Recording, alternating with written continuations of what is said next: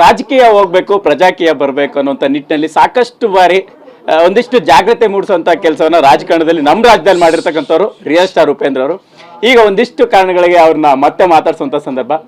Sir, ಸದ್ಯಕ್ಕೆ ಈ ರೀತಿಯ ಒಂದು ಯೋಚನೆಗಳನ್ನ ಇಟ್ಕೊಂಡೇನೋ ನೀವು ರಾಜಕಾರಣಕ್ಕೆ ಬಂದ್ರಿ. ಬಟ್ ಈಗ ಸದ್ಯಕ್ಕೆ ಚರ್ಚೆ ಆಗ್ತಾ ಇರ್ತಕ್ಕಂಥದ್ದು ತಮಿಳುನಾಡಿನಲ್ಲಿ ಒಬ್ಬ ಸೂಪರ್ ಸ್ಟಾರ್ ವಿಜಯ್ ಅವರು ಒಂದು ದೊಡ್ಡ ಜಯನ ಸಾಧಿಸಿದ್ದಾರೆ, CM ಕೂಡ ಆಗ್ತಾ ಇದ್ದಾರೆ.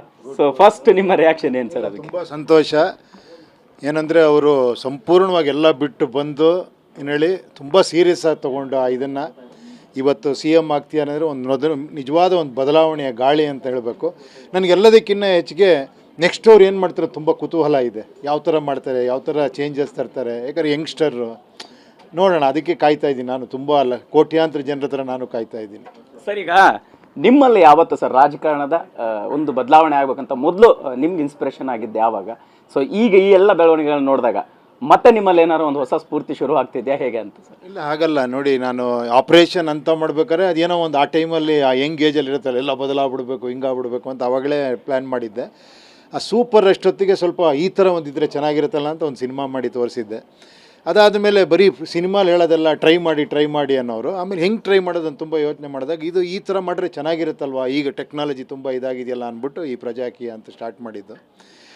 ಸೊ ಅದರಲ್ಲಿ ಏನಂದರೆ ಅದು ಹೆಂಗೆ ಹೇಳೋದು, ಸತ್ಯ ಭಾಳ ಬೇಗ ಅರ್ಥ ಆಗೋಲ್ಲ, ಸುಳ್ಳು ಬೇಗ ಅರ್ಥ ಆಗ್ಬಿಡುತ್ತೆ. ಓಕೆನಾ? ಆ ಥರ ಎಷ್ಟು ಹೇಳಿದ್ರು ಕೂಡ ಅದು ನೀವೇನು ಬರಲ್ಲ ಅಂತೀರಾ ಅಂದರು. ನಾನು ಬರಲ್ಲ ಅಂತ ಹೇಳ್ತಿಲ್ಲ, ನೋಡೋಣ. ನಾನು ಹೇಳಿದ್ದು ಆ ಒಂದು ವ್ಯವಸ್ಥೆ ಬಂದರೆ, ಆ ಥರ ಜನ ಇನ್ವಾಲ್ವ್ ಆಗೋಂಥ ಒಂದು ಸಂದರ್ಭ ಬಂದರೆ ಖಂಡಿತ ಯಾರು ಬೇಕಾದ್ರೂ ಬರ್ಬೋದು. ಆ ಥರ ಒಂದು ಇದು ಮಾಡೋಣ ಅಂತ ಮಾಡಿರೋದಷ್ಟೇ. ಸರ್, ಈಗ ಸತ್ಯ ಬೇಗ ಅರ್ಥ ಆಗಲ್ಲ, ಸುಳ್ಳು ಬೇಗ ಅರ್ಥ ಆಗುತ್ತೆ ಅನ್ನೋಂಥ ರೀತಿಯಲ್ಲಿ ಜನರ ಮನಸ್ಥಿತಿ ಏನು ಅಂತ ನಿಮ್ಮ ಭಾವನೆ.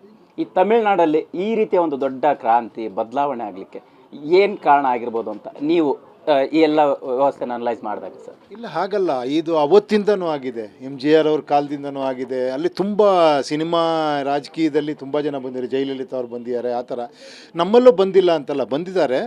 ಫುಲ್ ಪರಿಪೂರ್ಣ ಪಕ್ಷವಾಗಿ ಒಬ್ಬರು ಚೀಫ್ ಮಿನಿಸ್ಟ್ರಾಗಿ ಆ ಥರ ಬಂದಿಲ್ಲ ಇಲ್ಲಿ. ಆ್ಯಕ್ಚುಲಿ ಎಲ್ಲರೂ ಪ್ರಯತ್ನ ಪಟ್ಟಿದ್ದಾರೆ, ತುಂಬ ಆರ್ಟಿಸ್ಟ್ಗಳು ಪ್ರಯತ್ನ ಮಾಡಿ. ಅಂಬರೀಷ್ ಸರು ಏನೋ ಜೊತೆಲೇ ಇದ್ದರು, ಸಿನಿಮಾ ಆ ಕಡೆ ಈ ಕಡೆ ರಾಜಕೀಯದಲ್ಲಿದ್ದರು. ಆ ಥರ ಅಲ್ಲ, ಎಲ್ಲರೂ ಪ್ರಯತ್ನ ಪಟ್ಟಿದ್ದಾರೆ. ಈಗೇನೆಂದರೆ ಎಲ್ಲ ಬಯಸ್ತಿರೋದು ಕಂಪ್ಲೀಟ್ ಬದಲಾವಣೆ, ತುಂಬ ಬಯಸ್ತಿದ್ದಾರೆ. ನನಗನ್ನಿಸ್ತಿರೋದು ಈಗ ಎಲ್ಲ ಯಂಗ್ಸ್ಟರ್ಸ್ಗಳು ಈ ಕಂಪ್ಲೀಟ್ ಬೇರೆಯೇ ಬೇಕು ಅನ್ನೋ ಥರ ಬಯಸ್ತಿದ್ದಾರೆ. ನಾನು ಬೇರೆನೇ ಹೇಳ್ತಾ ಇದ್ದೀನಿ, ಆಗುತ್ತಿದ್ದು ಅಂತ. ಯೂಸಿಂಗ್ ಟೆಕ್ನಾಲಜಿ ಇದನ್ನೆಲ್ಲ ತರ್ಬೋದು ಅಂತ ಹೇಳ್ತಾ ಇದ್ದೀನಿ ಅಷ್ಟೇ.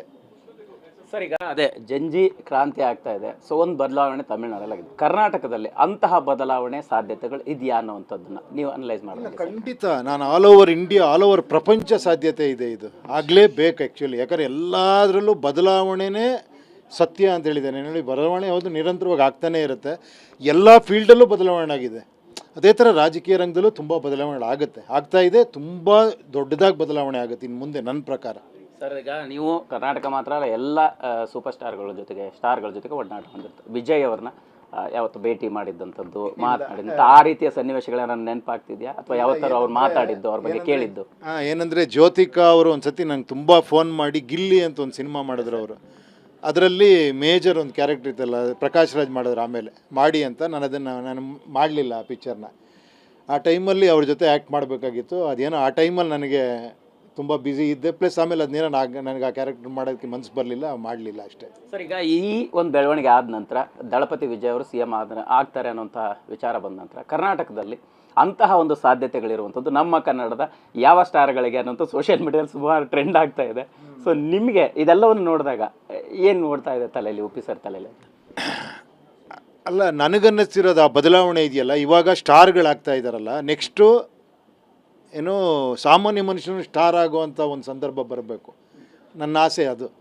ಸ್ಟಾರ್ಗಳಾಗಿದ್ದಾರೆ ಏನು ಹೇಳಿ, ಮತ್ತೆ ಅದೇ ಆದರೆ ಮತ್ತೆ ಏನೋ ಮತ್ತದು ಬದಲಾವಣೆ ಅಲ್ಲ. ಯಾರೋ ಒಬ್ಬನಿಗೆ ಐಡಿಯಾಲಜಿ ಇದೆ, ಕೆಲಸ ಮಾಡೋ ಇದಿದೆ, ಅವನಲ್ಲೇನೋ ವಿಚಾರ ಇದೆ, ಅಂಥವ್ರಿಗೂ ಒಂದು ಬರೋವಂಥ ಅವಕಾಶಗಳು, ಬರೋವಂಥ ಒಂದು ರಾಜಕೀಯ ಇದಾಗಬೇಕು. ಇವಾಗ ದುಡ್ಡಿದ್ರೆ ಮಾತ್ರ ಬರಬೇಕು, ಇಲ್ಲಾಂದ್ರೆ ಬರೋಕ್ಕಾಗಲ್ಲ, ಇದೇ ಥರ ಮಾಡಿದ್ರೆ ಮಾತ್ರ ರಾಜಕೀಯದಲ್ಲಿ ಮಾಡೋಕ್ಕೆ ಸಾಧ್ಯ ಅನ್ನೋ ಒಂದು ಪರಿಸ್ಥಿತಿ ಇದೆ. ಅದು ಹೋಗಿ ಟೆಕ್ನಾಲಜಿ ಡ್ರಿವನ್ ಆಗಿ ಯಾರು ಬೇಕಾದರೂ ಕೂಡ ಇಲ್ಲಿ ಬಂದು ಅವ್ರಿಗೆ ಕೆಪಾಸಿಟಿ ಇದ್ದರೆ ಅವ್ರು ನಿಂತ್ಕೊಂಡು ಕೆಲಸ ಮಾಡುವಂಥ ಒಂದು ಸಂದರ್ಭ ಬರಬೇಕನ್ನೋದೇ ಆಸೆ ಅಷ್ಟೇ. ಸರಿ, ನೀವು ಮಾತ್ರ ಹೇಳ್ತಾ ಇದ್ದೀರಿ ಅಂದರೆ ಕಾಮನ್ ಮ್ಯಾನ್ CM ಆಗುವಂಥಕ್ಕೆ ಒಂದಿಷ್ಟು ಪರಿಸ್ಥಿತಿಗಳು ಬದಲಾಗಬೇಕನ್ನೋಂಥದ್ದು, ಒಂದಿಷ್ಟು ಸೈದ್ಧಾಂತಿಕ ಭಿನ್ನಾಭಿಪ್ರಾಯಗಳು ಮತ್ತು ಜಾತಿಯ ವ್ಯವಸ್ಥೆ ನಮ್ಮ ಕರ್ನಾಟಕದಲ್ಲಿ ಇರ್ತಕ್ಕಂಥದ್ರ ಬೆನ್ನಲ್ಲಿ ಈ ರಾಜಕೀಯ ಪಕ್ಷಗಳನ್ನು ಮೀರಿ ಇಂತಹ ಬದಲಾವಣೆಗೆ ಉಪೇಂದ್ರ ಅವ್ರು ಕೊಡುವಂಥದ್ದಾದರೆ ಒಂದು ಸಜೆಷನ್ ಏನು ಸರ್? ಅಂದರೆ ನಾನು ಹೇಳ್ತಾನೆ ಇದ್ದೀನಲ್ಲ, ಏನು ವಿಚಾರಗಳು ಮುಖ್ಯ ಆಗಬೇಕು. ಏನಂದರೆ ನನ್ನ ಒಂದು ಕಲ್ಪನೆ ಅನ್ಕೊಳ್ಳಿ, ಹುಚ್ಚತನ ಅನ್ಕೊಳ್ಳಿ, ಮ್ಯಾಡ್ನೆಸ್ ಅನ್ಕೊಳ್ಳಿ, ನಾನು ಹೇಳಿದ್ದು ಒಂದು 10 ಪಾಯಿಂಟ್ ಓದ್ಬಿಟ್ಟು ಅದಕ್ಕೆ ಓಟ್ ಹಾಕೋತ್ರ ವಿಷಯ ಏನೋ ಒಂದು ಸಂದರ್ಭ ಬರಬೇಕು. ಈ ಪಾಯಿಂಟ್ ಚೆನ್ನಾಗಿದೆಯಾ, ಈ 5 ಪಾಯಿಂಟಿಗೆ ನಾನು ಓಟ್ ಹಾಕ್ಬೇಕು. ಅವ್ನು ಯಾರೋ ಒಬ್ಬ ಇನ್ನೊಂದು 10 ಪಾಯಿಂಟ್ ಹೇಳ್ತಾನೆ, ನಾನು ಈ ಥರ ಮಾಡ್ತೀನಿ ಅಂತ. ಈ ಪಾಯಿಂಟಿಗೆ ನಾನು ಓಟ್ ಹಾಕಬೇಕು ಅಂದರೆ ವಿಚಾರಗಳಿಗೆ ಓಟ್ ಹಾಕೋವಂಥ ಒಂದು ಸಂದರ್ಭ ಬರಬೇಕು. ಈಗ ವ್ಯಕ್ತಿಗಳು, ಪಕ್ಷಗಳು ಆ ಥರ ಆಗಿದೆ. ಅದನ್ನು ಬಿಟ್ಟು ವಿಚಾರಗಳಿಗೆ ಓಟ್ ಹಾಕುವಂಥ ಒಂದು ಸಂದರ್ಭ ಬರಬೇಕು. ಈಗ ನೀವು ಪ್ರತಿ ಸಾರಿ ಈ ರೀತಿಯ ವಿಚಾರಗಳ ಬಗ್ಗೆ ಮಾತಾಡಿದಾಗ ಒಂದು ವಿಚಾರ ಬರುತ್ತೆ, ಒಂದು ಪ್ರಶ್ನೆ ಬರುತ್ತೆ. ಉಪ್ಪಿ ಸರ್ ಲೀಡರ್ ಆಗಲ್ಲ, ಜಸ್ಟ್ ಒಂದು ಮೋಟಿವೇಟ್ ಮಾಡ್ತಾರೆ ಅಷ್ಟೇ. ನಮ್ಮಲ್ಲೂ ಅಂತ ಒಬ್ಬ ಲೀಡರ್ ಬೇಕು ಅನ್ನೋದು ನೀವು ಕೂಡ ಹೇಳಿದಾಗ ಸಾಕಷ್ಟು ಜನ ಹೇಳಿದ್ದಾರೆ. ಹಾಗಾದರೆ ಇದೆಲ್ಲವೂ ಕೂಡ ನಿಮ್ಗೆ ಇನ್ಸ್ಪಿರೇಷನ್ ಆಗಿ ಮುಂದಿನ ದಿನಗಳಲ್ಲಿ ಎಲೆಕ್ಷನ್ ನಿಲ್ಲುವಂಥದ್ದು, ಪಕ್ಷವನ್ನು ಮುನ್ನಡೆಸುವಂಥದ್ದು, ಅಥವಾ ಇನ್ಯಾರನ್ನು ಒಗ್ಗೂಡಿಸ್ಕೊಳ್ಳುವಂಥದ್ದು, ಈ ಥರದ ಪ್ರಯತ್ನಗಳಾಗುತ್ತೆ ಸರ್? ನಾನು ಯಾವತ್ತೂ ಫಾಲೋ ಇರಲ್ಲ, ಜ್ಞಾಪಕ ಇಟ್ಕೊಳ್ಳಿ. ಅಲ್ಲ, ಅಹಂಕಾರದಲ್ಲಿ ಹೇಳ್ತಿಲ್ಲ. ನಾನು ಯಾವಾಗಲೂ ಬೇರೆ ಥರನೇ ಯೋಚನೆ ಮಾಡ್ತೀನಿ. ಅಂದರೆ ಫಾಲೋ ಮಾಡಿದ್ರೆ ನನಗೆ ಖುಷಿ ಕೊಡಲ್ಲ. ಈಗ ನಾನು ಸಿನಿಮಾನೂ ಅಷ್ಟೇ, ಯಾವುದೋ ಒಂದು ಆ್ಯಕ್ಷನ್ ಫಿಲಮ್ ಇಟ್ಟಾಗಿದೆ, ನಾನೊಂದು ಆ್ಯಕ್ಷನ್ ಫಿಲಮ್ ಮಾಡಬೇಕು, ಯಾವುದೋ ಒಂದು ದೊಡ್ಡ ಈ ಥರ ಆಗಿದೆ, ನಾನೊಂದು ಈ ಥರ ಮಾಡಬೇಕು, ಆ ಥರ ಯಾವತ್ತೂ ನಾನು ಯೋಚನೆ ಮಾಡಿ ನಂದೇನೋ ಬೇರೆ ಥರನೇ ನಾನು ಯಾವಾಗಲೂ ಅದೇ ಥರ cinema ಮಾಡ್ಕೊಂಬಂದಿದ್ದೀನಿ.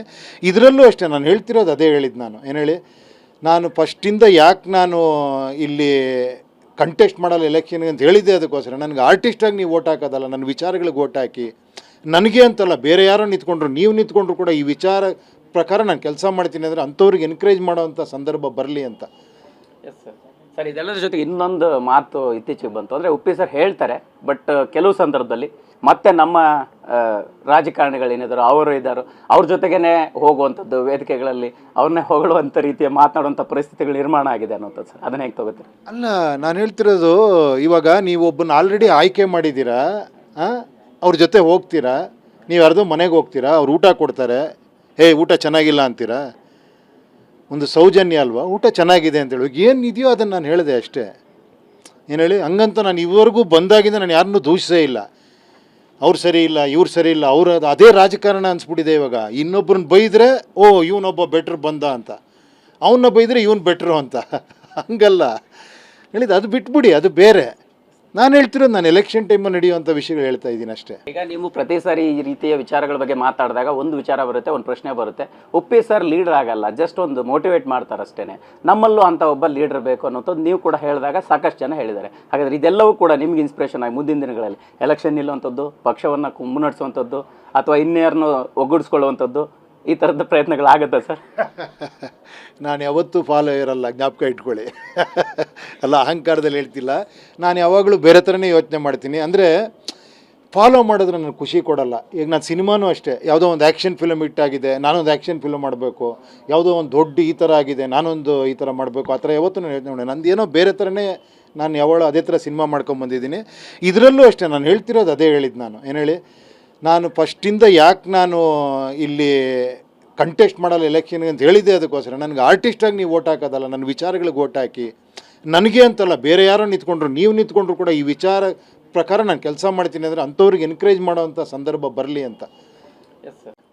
Yes sir, finally sir, ನಿಮ್ಮನ್ನು ಯಾವ್ದಾದ್ರು ರಾಜಕೀಯ ಪಕ್ಷಗಳು ಈಗ ಆಹ್ವಾನ ಮಾಡಿದ್ರೆ ಮತ್ತೆ ನೀವು ಅವ್ರ ಜೊತೆ ಕೈ ಜೋಡಿಸ್ತಾರೆ, ನೀವೇ ಇಂಡಿವಿಜುವಲ್ ಆಗಿ ಹೋಗ್ತೀರಾ ಅನ್ನೋದು ಒಂದಾದರೆ, ವಿಜಯ್ ಅವರ ಈ ಒಂದು ಜರ್ನಿ ಬಗ್ಗೆ ಫೈನಲ್ ವರ್ಡ್ಸ್. ಆ ಇನ್ಫ್ಲೂಯೆನ್ಸಲ್ಲಿ ಏನೋ ಮಾಡ್ತೀನಿ ಅಂತ ಕೇಳ್ತಾ ಇದ್ದೀರಾ? ಹೌದು ಸರ್.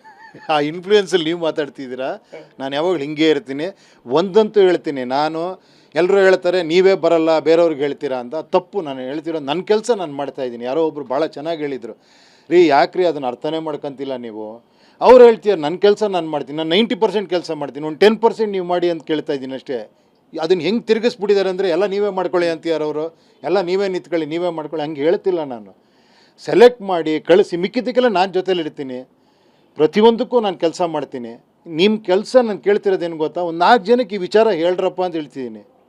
ಅದು ಕಾಲ ಪಕ್ವಾದಾಗ ಮಾಡ್ತಾರೆ ನೋಡಿ ಬೇಕಾರೆ. ಸರ್, ಈಗ ಒಂದು ಫೈನಲ್ ಪ್ರಶ್ನೆ ಸರ್, ನಿಮ್ಮನ್ನು ಬಿಟ್ಟು ನಮ್ಮ ರಾಜ್ಯದಲ್ಲಿ ಸ್ಟಾರ್ಗಳು ಯಾರು ಪೊಲಿಟಿಷಿಯನ್ಸ್ ಆದರೆ ಅಥವಾ ಪೊಲಿಟಿಕಲಿ ಇನ್ವಾಲ್ವ್ ಆದರೆ ಬೆಟರ್ ಅಂತ ನಿಮ್ಗೊಂದು ಸಜೆಷನ್ ಸರ್ ಹೇಳೋದಾದ್ರೆ? ಅಲ್ಲ, ಯಾರು ಬೇಕಾದ್ರೆ, ಅಲ್ಲ ಕ್ರೇಜ್ ಇರೋರು ಯಾರು ಬೇಕಾದ್ರೆ ಆಗ್ಬೋದು, ಆ ಥರ ಸಂದರ್ಭ ಇದೆ. ನೀವು ಟ್ರೈ ಮಾಡಿ. ಫೈನಲಿ ಸರ್, ವಿಜಯ್ ಅವರ ಈ ಜರ್ನಿ ಬಗ್ಗೆ?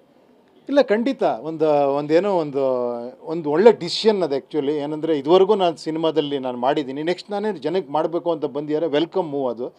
ನಾನು ಅದೇ ಹೇಳ್ತೀನಲ್ಲ, ನೆಕ್ಸ್ಟ್ ಏನು ಮಾಡ್ತಾರೆ ಅನ್ನೋದು ಭಾಳ ಮುಖ್ಯ ಆಗುತ್ತೆ ಆ್ಯಕ್ಚುಲಿ. ಬಿಕಾಸ್ ಅವ್ರು ಏನು ಮಾಡ್ತಾರೆ ಅನ್ನೋದು ಇನ್ನೊಂದಷ್ಟು ಜನಕ್ಕೆ ಇನ್ಫ್ಲೂಯೆನ್ಸ್ ಆಗುತ್ತೆ ಅದು.